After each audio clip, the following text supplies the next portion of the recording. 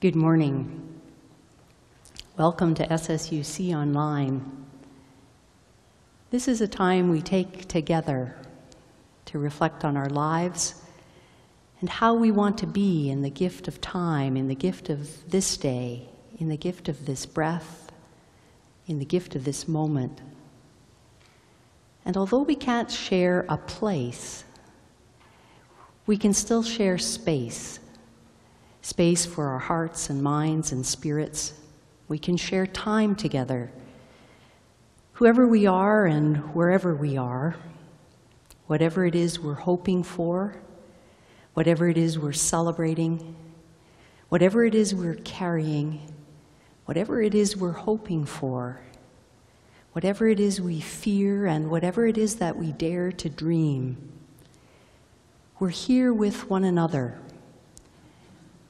Here to ground in wisdom, to deepen our connection. We are here to strengthen our capacity to live in ways that are more faithful to truth, to love, humility, respect, integrity, dignity, and acceptance.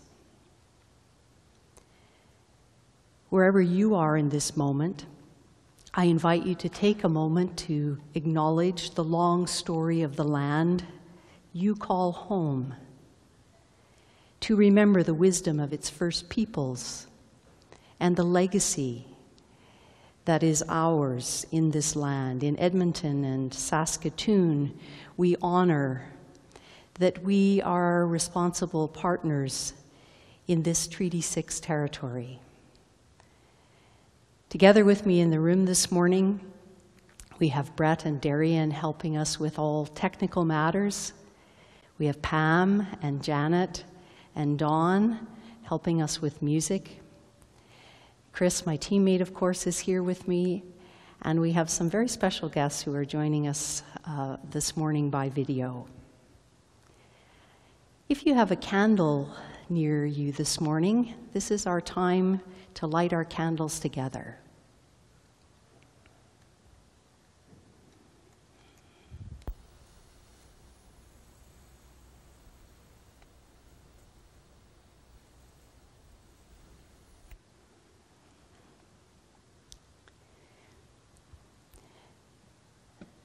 As we light our candles, we remember that we are born of fire, and we come to ignite one another with our passion for life.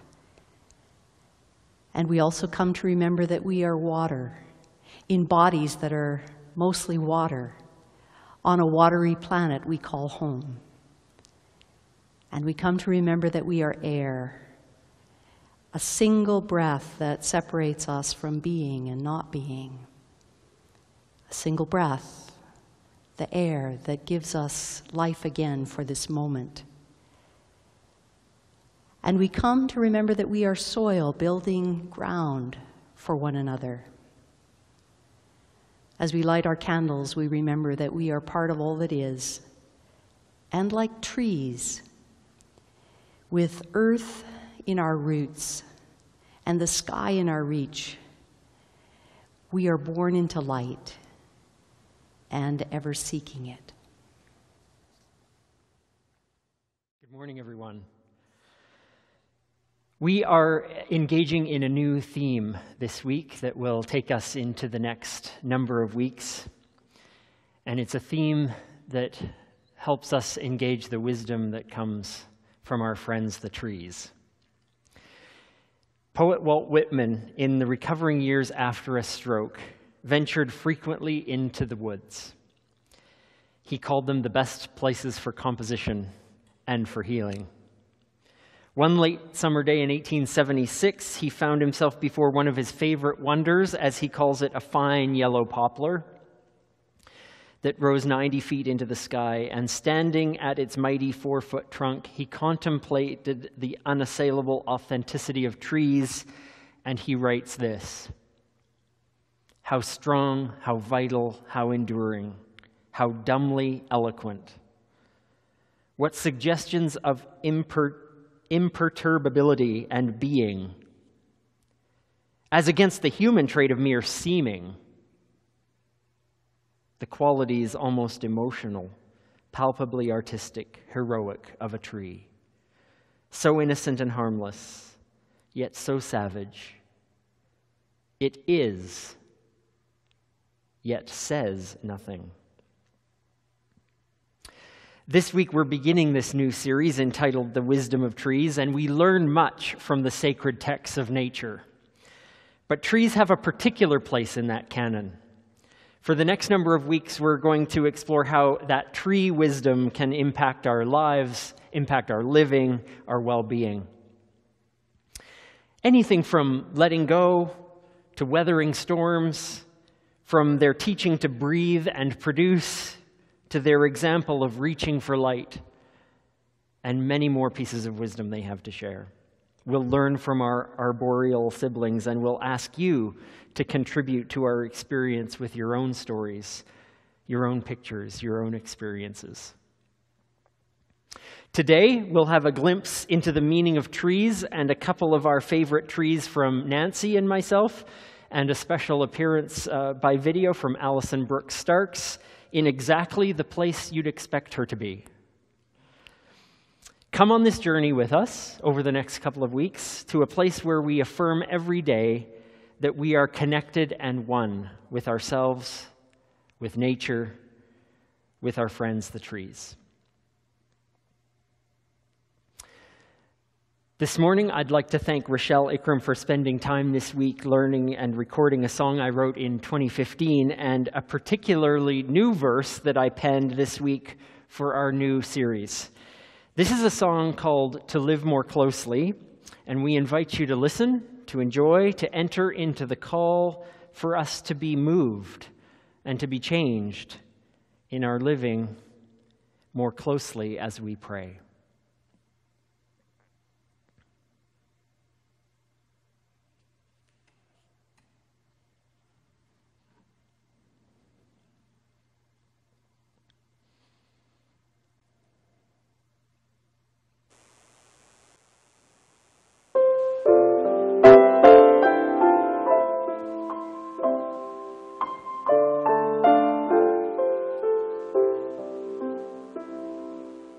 As trees reach up to the sunlight, as leaves unfurl in the spring, as roots dig deep into history, our lives sing wisdom to sing. This is a glimpse of the journey. This is the hope of our soul. To live more closely as we pray, connected in one our life long.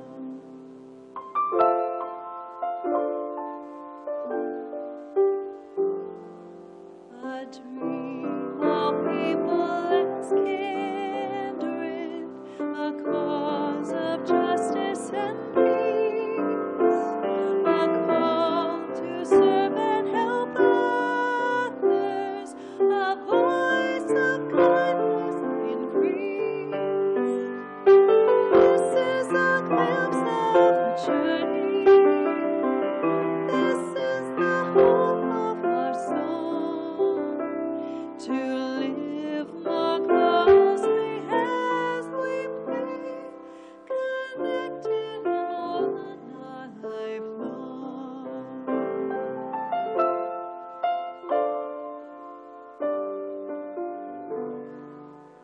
A glimpse of holy in others, a sense of nature's strong power, an owning spirit within us, a trust in facing each hour. This is a glimpse of the journey. This is the hope of our soul. To live more closely as we pray, connected in one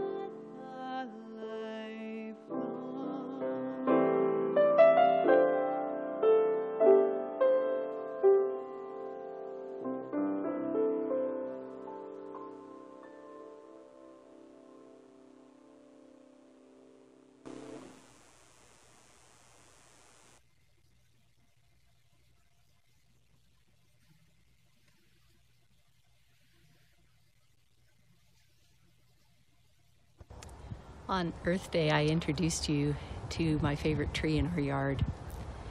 I'm here with our grandpa tree again. I'm not sure why it isn't a grandmother, but it has always seemed like the granddaddy to us. It stands in front of much more humble trees like aspen and a few birch trees and some swamp willow and lots of prickly caragana and a few Alberta wild rose bushes. There's some younger evergreens trying to make their way in our little patch of forest. Many of our neighbors have cut down the trees in front of their homes to have an unobstructed view of the lake. But we haven't been able to bring ourselves to lose our little patch of forest, a humble patch of woods. There's a path that wanders through from the grandpa tree at the edge of our yard to the cattails at the edge of the lake. Our grandpa tree stands with the others. It stands apart from the others. It stands above the others. When all the trees behind it lose their leaves, it remains in its faithful green throughout every season. It speaks to me of the kind of steadiness that persists through all the changes that happen around it. And it reminds me what endurance looks like. There's a kind of faithfulness just to be what you are, where you are. There's a sturdiness and a reliability to stand in ways that can be trusted.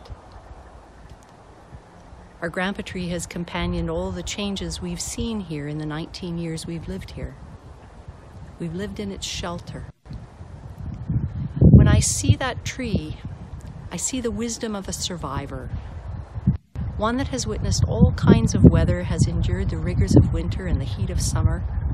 One that has persevered through all the changes in habitat as the lake has receded from it and reeds and grasses have grown towards it. I've seen birds and foxes and deer keep company with our grandpa tree. One day, a bald eagle even perched in its crown. And it speaks to me of solidarity and trust, with roots that sink deeply and also stretch widely, reminding me that I too need to sink my roots deep into the soil of old wisdom and stretch my roots laterally to connect with others around me as we support one another, hold each other up, and help each other grow. Thanks for sharing this time with my beloved tree. I hope that its being inspires you too.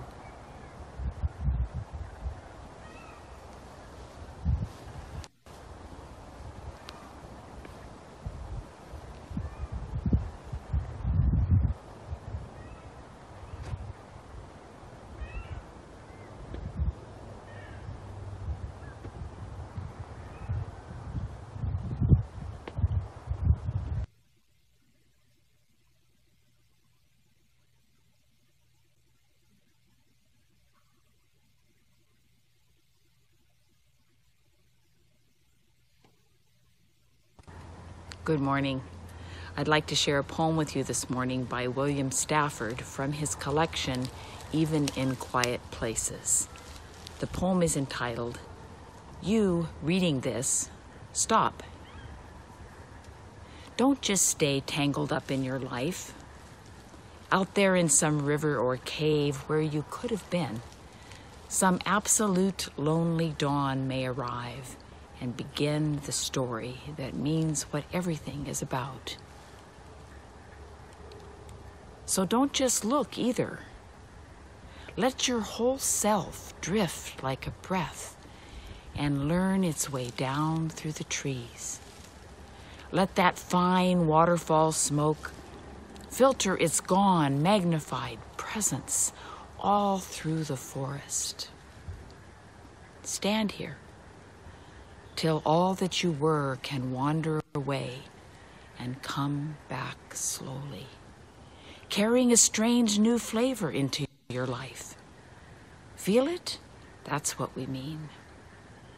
So don't just read this. Rub your thought over it. Now you can go on.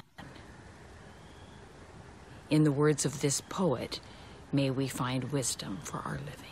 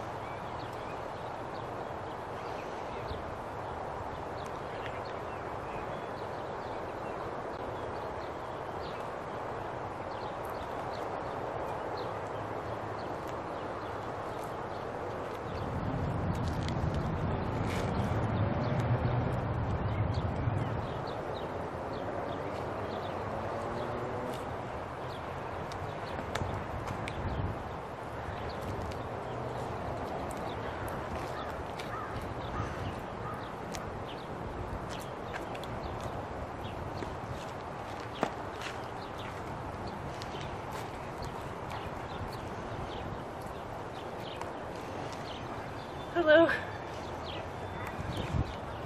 I've been climbing a lot of trees lately, and it's been so nice getting back to that childhood feeling where you have like my trees, my climbers, and it's not anymore in that ownership way of like my trees, but as like another being that I'm getting to know and knowing over time and over days. It feels so good. It feels so good to see the same beings again and again. This one, I wanted to introduce you to this tree. This is my current favorite in the park across the street. It's such a nice climb. It's just a ladder. Choo, choo, choo, choo, choo. And I feel so good sitting up in the branches. When I sit there and there's a little breeze, I feel so safe and grounded. It's really amazing how grounded I can feel so up high. Rooted, maybe. I feel rooted. It feels great. This is a red pine. Yeah. So I encourage you to meet a new tree friend. Do you know the trees right outside your door? And not do you know what type they are, but just have you introduced yourself like being to being, approaching it like another being and seeing how that feels or if it changes things. It feels so good. I couldn't believe, I guess it's felt way more relational than I expected. So I encourage you to try that. Meet a new tree or go visit an old one. It's probably been too long. Thanks. Hello everybody. Bye.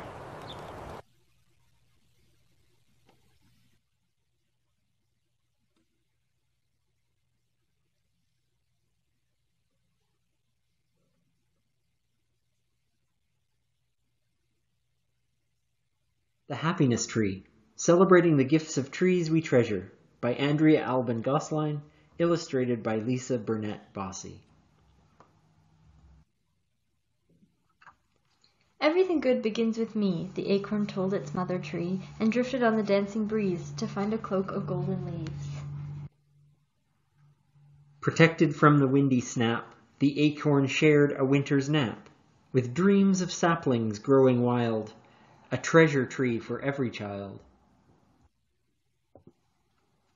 When spring arrived, the seeds awoke and gave the gritty ground a poke, then sprouted in the fragrant air among the elders standing bare. From tender stem to sturdy trunk, each tree revealed its leafy spunk, and welcomed friends to nest the crown as summer's sun and moon shone down. Warm wishes sowed the greening land, and flocking birds rejoiced the stand, and sang the story that uplifts, the tale of 10 trees' simple gifts. I am the tree of hope. I welcome morning's ringing light, dream with crescent moons at night. I am the tree of love. I shelter creatures small and new, treasure friendship tried and true. I am the tree of courage. I brave the storm and bend, not break, sure the fearless sun will wake. I am the tree of gratitude. I give my thanks for rainy days, cotton clouds crowned with rays. I am the tree of peace. I balance my beloved friend in quiet spots where spirits mend. I am the tree of compassion. I understand the planet's woes, pray from dawn till daisies close, for kindness, blessings, and rebirth of all that's good for Mother Earth. I am the tree of tolerance. I reach out in freedom's name, respecting no two are the same. The different ways we grow and live, mistakes we make and still forgive. I am the tree of generosity. I send the critters winter's green, springtime dazzle in between, shade for summer's picnic lunch, autumn pods for feet to crunch. I am the tree of honesty. I surrender strong and true, build a bridge from me to you. I am the tree of happiness. I create a world of joy around the laughing girl and boy. Everything good begins right here, the children in the circle cheer. And with this wish, a forest in scope is growing from one seed of hope.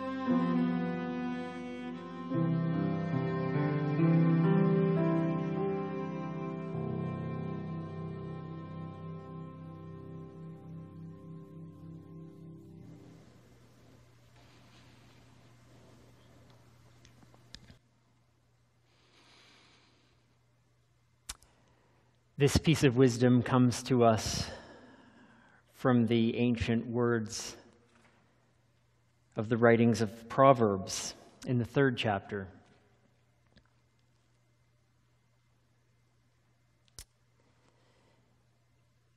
You are blessed when you meet Lady Wisdom, when you make friends with Madam Insight. She's worth far more than treasure.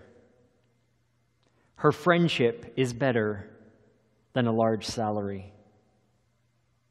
Her value exceeds all the trappings of wealth. Nothing you could wish for holds a candle to her.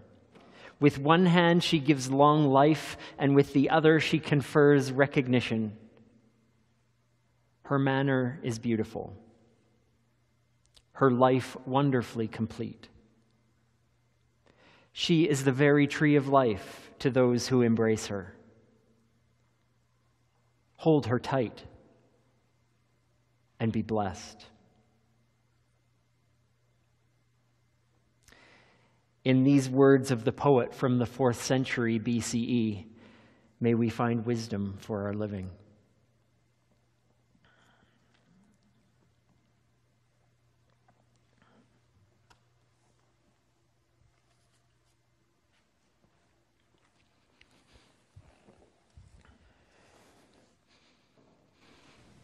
A few years ago, we encountered an artist at the St. Albert Farmers Market who did metal and fabric wall installations, and we immediately fell in love with the trees that she made. She agreed to create a custom piece for a large wall in our home that has some unique angles to it. Now, whenever I come into the house or sit in this room and play the piano, I get to see this beautiful tree. Over the next few weeks, I want to show you some of my other favorite trees, but for this week, a little bit more about why I love this one so much. This piece of art reminds me of why I love trees, the way a tree can bend with the wind and be changed by its surroundings. It reminds me that the leaves of a tree come and go. They live and they die, they let go and they fall, they blow away.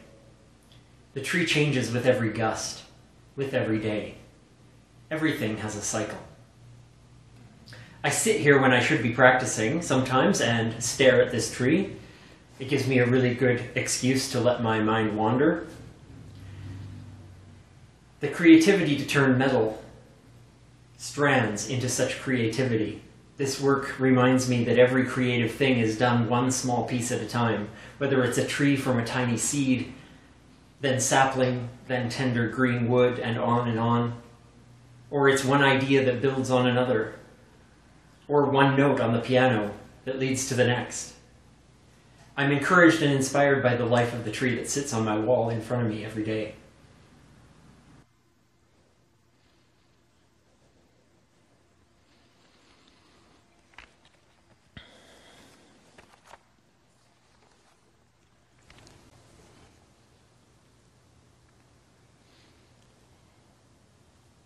No doubt you too have relationships with trees, and we'd love to have you contribute to our series, and there's a few ways you can do that. We're going to bring up the slide again just to remind you of some of the ways that you can contribute. We would welcome it if you were to email us a picture of your favorite tree, and you might tell us where that picture was taken and why that tree is important to you. You might video a story of a favorite tree, or share how it's come into your life, why it's important to you. And we would be delighted to receive any contributions that you might make that can be offered in our gatherings, either visually in photographs or video clips. So that's our challenge for the next few weeks. We invite your contributions. You can email them to Chris or to me or to the office, and we'd be delighted to receive your contributions to our series.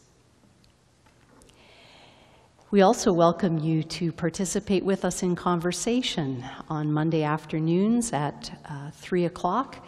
We gather with each other in a Zoom conversation. You receive the link in your e-messenger on Fridays. If you haven't received that or have lost track of it, you're welcome to contact us at the information that you see on your screen, and we'd be delighted to give you what you need to join us and share an hour with us on Monday afternoons as we share in conversation with one another. We also thank you for the ways that you contribute to support our life and work together. Although times are very different in terms of not gathering here in person with one another, much of our work continues. I want to express appreciation for those who support staffing the food bank each week, and for those who assist with opening and closing the building for various needs that we have. And I want to express appreciation to Joe Nicholas for creating the space behind us that you see each week that helps us focus, helps us center, helps us be in this time that we share with one another in ways that are most sacred. If you can continue to support us financially, here's a few ways that you can do it. You can mail us a check anytime. You can make a donation online. You can drop off a check to the foyer on Thursdays between 10 and 1. You'll find a box that looks very familiar, a welcome place to leave your contribution. And also, grocery cards continue to be available. If you will email or call the office, we'll make arrangements for those to be available for you to pick up on Thursdays as well, or if need be, to be delivered to your mailbox at home. So thank you for your support. Thank you for all the ways that you continue to be with us and make what we do together possible.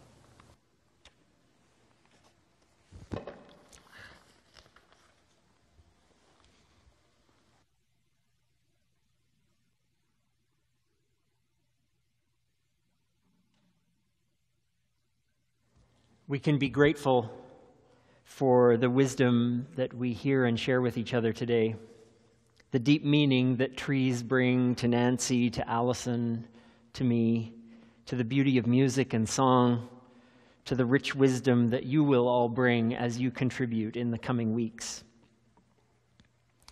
And to think, too, of the wisdom of the poets that we heard today. The wisdom of the poet Andrea Gosline, who shared with us in that book, The Happiness Tree, that the seeds of all we feel and all we care about are grown in us and around us. For William Stafford, the poet who reminds us that there is a magnified presence throughout the forest, where we can wander away and come back slowly, carrying a strange new flavor in our lives. That invitation to the forest where we can't stay tangled up in our own lives, but are somehow broadened, where our whole lives drift and learn our way down through the trees. We're grateful, too, for the ancient poet who speaks to us from Proverbs about the treasure of meeting Lady Wisdom, more valuable than wealth, more beautiful and peaceful than anything we could wish for. And this wisdom we seek is compared to a tree, the very tree of life. And our instruction, to hold her tight. Hug that tree and be blessed by her wisdom. That is the invitation that Allison also issues to us and is our gift, to befriend a tree, to reunite with an old tree friend, to invite the wisdom for living that we might learn in the weeks ahead, and to be changed by it. Just as our lights are changed by being together. And so we change our lights now into something new, into something different, into something transforming. Until next time, may your paths be beautiful and peaceful, as is the tree of life. We wish you a happy and a wonderful Sunday.